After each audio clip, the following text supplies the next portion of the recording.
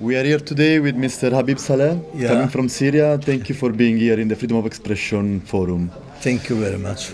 So, I would like to ask you actually something more about your experience. You have been jailed, you told me, for 21 years in Syria from the regime. Yes. Can you tell us more or less how it happened and why? Yeah. First of all, I have been jailed first time at 1976.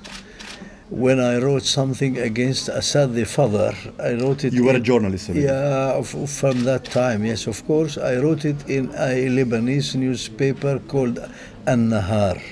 An-Nahar is let's say, it's a Catholic newspaper, and it is #1 in Lebanon. In the history of Lebanon, and still issued, still published. What did you write? You were able to tell us? I wrote that Assad came by military coup, and Assad belonged to the minority Alawites of Syria, and Assad came without any elections, and Assad ruling is leading one ideological party. And so military generals always have played very corruptive, very destructive, very let's say role in the history. And I brought a lot of examples about fascists, Nazists, and such government marshals in Latin America, in let's say in East Asia. We had a lot of names, maybe you don't know, like Secretary, like them in Africa, etc., like Noriega in Panama, like Jean Bodel Bokassa in Africa. But in short, you were actually jailed for expressing your opinion. And I made facts. comparison with Assad. I told that he was one of those generals who is coming to destroy Syria and the Arab world.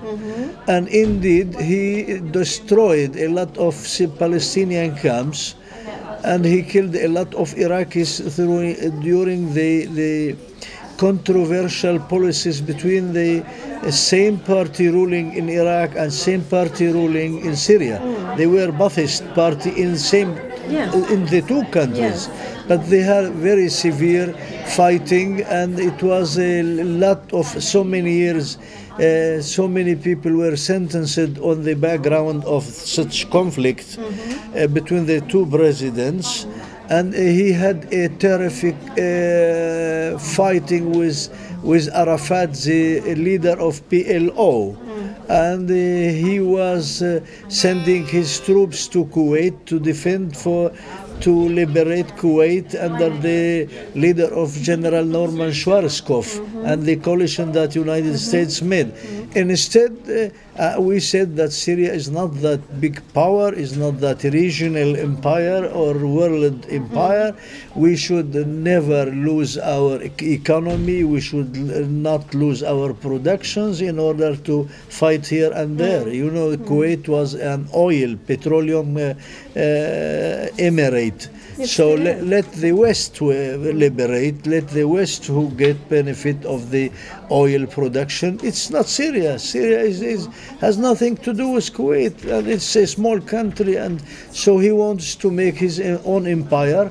That's why he took initiative against Christians in Lebanon, took another in Kuwait, took another against Palestinians, and another in Iraq, and so inside in Syria, he prohibited all parties, and he experienced martial laws and arbitrary conditions and martial laws for all his regime. While we understand that the history of Syria up to date, I want to bring Syria up to date now with what is going on.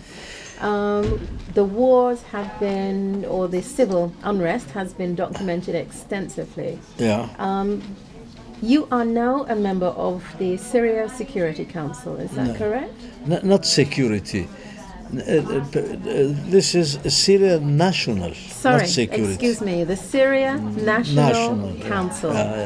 And as a member of the Syria National Council, I do believe that you are looking also forward to an end to this civil unrest. Definitely. There have been may I just finish the question? Yeah. There has been a suggestion by the UN at the moment, and I think this was proposed by Kofi Annan, that there should be a lull in the fighting, possibly a 2-hour lull in the fighting, so that the humanitarian process can actually start, and humanitarians can enter Syria, attend and help the wounded to leave, and supply food, water, etc. At the moment, as I understand it, this request has not been adhered to. The past 2 weeks, the UN resolution with China and Russia vetoing the resolution, we know what has happened. What I would like to ask you now is, as a member of the Syria National Council, what is your solution to the problem? I do say one by one. One, I have just talked that dictatorships, empires, are not governments or regimes to be negotiated or debated or dialogued with. I mean, Hitler could never been one time upon history a man of democracy to negotiate with. Mussolini has not. Generals all over the world were not. So in order to build a military transfer in Syria and to bring transference to democracy and modernity with Europe, we need popular powers, popular, not military, popular. The people who are demonstrating in Syria are those popular, common, middle-class people who are committed to make the democratic change because they are connected to that. And those people would approve a government based on the Syrian official opposition now? Definitely, I can give a signature now. Though we are quite different fractions, but we have one project to remove Assad. And what would you do after Assad? What would you do? We will start a transitional period to prepare Syria for new liberal elections, to Syria for national dialogue where all the Muslims and Christians and others should be united under the frame and organizations of a democracy. I give example. I told that now in India, a country of 1400 millions are headed by an old Muslim lady in India. The president of the republic in India now is a Muslim lady. So by democracy, you accept as a Christian, you accept the Muslim to rule you through elections. But through military powers, through marshals, through arbitrary laws, you will never accept. And it's not a matter of choice because he is superior. He will kill you, he will throw you, he will isolate you because he is superior. By democracy, no superiority over everybody. Through democratic channels, through free elections, through well-known, well-voted, well-chosen, well-selected constitution. So we come back as is the situation in Europe, in France, in Germany, and this is what we are looking for to build the democracy in Syria and to connect it to modernity in Europe. So we are Democrat liberals, we are civil democrats. Otherwise, we can never make a revolution, otherwise we cannot remove Assad. Thus, we have to remove the military, ideologically, family, government, in order to make the popular, common people, middle class, civil, liberal, democratic state. But would you propose a constitution based on the Quran? no Quran will interfere. No Quran will be built on. This is what you read it here. You have seen, I were preparing a lot of videos that every Syrian demonstrating now never, and I will see never, and I confirm never mention the Quran. We never mention religious. We say Syria should be united. Syria should be inherited by all those who were born in Syria. Syria should be united under free elections and under the percentage that every wing, every religion will win in the elections, and that the new constitution should confirm and should root this play of democracy and should restore the rights of religions, Christians, Muslims, and other nationalities in a united Syria without Islam and without Christianity. This is our program. Be sure, get sure. I do tell the truth, and this is what we are deeming to do. That's why we are fighting for democracy, especially we are in Europe, and in Europe you cannot work for Islam. In Europe you have to work for liberalism, you have to work for liberty, you have to work for European principles and doctrines. We are in Europe now, so we have to remember that we should build all the bridges with European communities in order to help us build or rebuild a new Syria after Assad. Okay. In respect of the UN resolution and the stance of Russia and China, do you understand why they vetoed the resolution? The Chinas are still Stalinists from the period of Stalin. And they still inherit Mao Zedong, you know, the education of the Chinese. They still make an economy as a mixture of socialism, capitalism, Stalinism, and Chinism, and thus the government in China is. So these China who support Northern Korea, Kim Il-sung, the dictator, the black dictator in North Korea, and this China which support our exile, the Dalai Lama in the Tibet.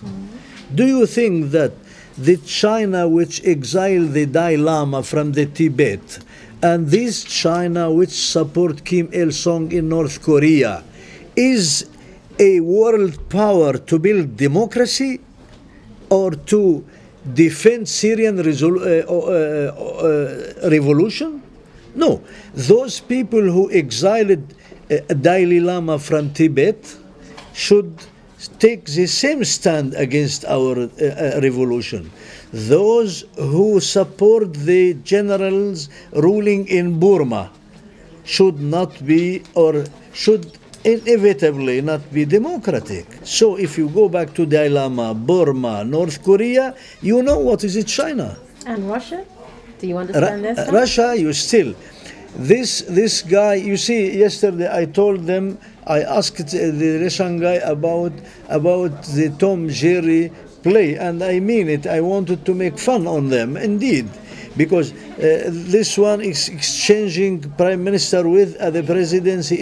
This is not a democratic system. This is still a communist system with some reformations. So no democracy in Russia.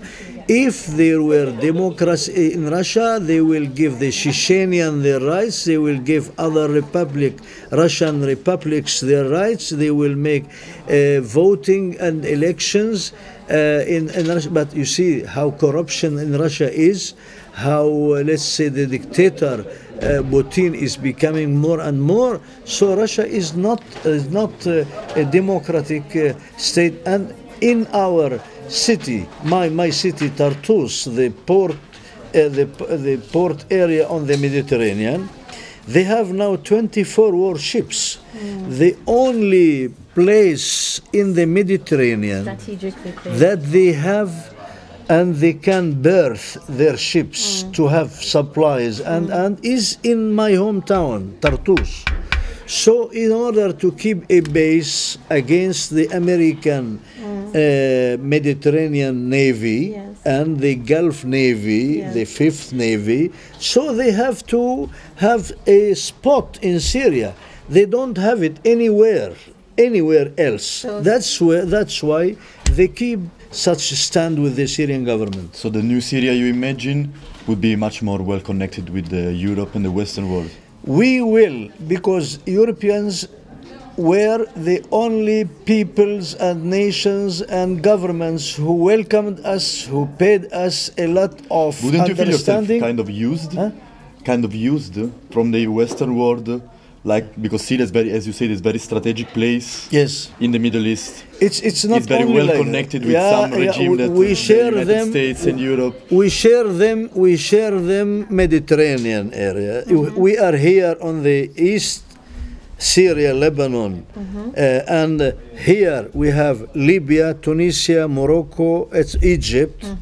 We share one Mediterranean Sea. We share one culture because tens of thousands of Syrian students and Arab students come to all over Europe. With Europe, we could buy all our, let's say, economy, even liners. Ships will be our transport ships, vessels. All the industrialized area in Syria are European. Okay. So Europeans are investing milliards in Syria. So without Europeans, we can never live, because Russia is not that wealthy country, and Africa is not. Also, Asia is not. And you see the Chinese do the monkey business only. You see they have a shop here all over in the street to sell even paper. They send shopkeepers to sell in I saw them in Slovenia. One Chinese buying something so small. They even sent retailers, small shopkeepers all over the world. Those people are shopkeepers. They are merchants. They are not a state. They are not. Sorry, but very sorry. They are not. Question. Then I would like to close to ask one last question, personal one. Okay. How did you enjoy this conference? Did you enjoy this conference? This conference. How? Look, the idea of the conference is great. It's some kind to bring nations for understanding, to exchange cultural views, to define what's diplomacy compared to education, to culture. But you see, it is still let's say, I wrote in the paper that you gave us that if you send delegation to the countries, even on their expenses as tourists, to go to tour in Syria, to go to tour in Egypt, to tour in Mediterranean and other countries, a culture could be built by direct contacts, by direct conferences, by talking to people in their countries, not to bring them here, because the people who will come here, those who have money and those who have privileges and prestige, and they come here for prestige. But if you want to have that message to build up international culture quite parallel to mondialism and connected to mondialism, which will overwhelm the world very soon. And if you want to parallel the mondialism by culture, so you have to go abroad and to call the abroad people to come here to tour. For example, if you go to Greece, you can see the Acropolis. If you go to Syria, you will see Palmyra. If you go to Lebanon, you will see the grooms and the Baalbek citadels. If you go to America, you will see the Maya civilization. If you go to Africa, you will see the best that ever mankind made as a human tool to defend himself and to earn living and to build up the first shape and method of economy in Africa. So, but if you will keep a session here every, let's say, 1 year, and people will talk, many forgot and many consider the meeting as a let's say forum for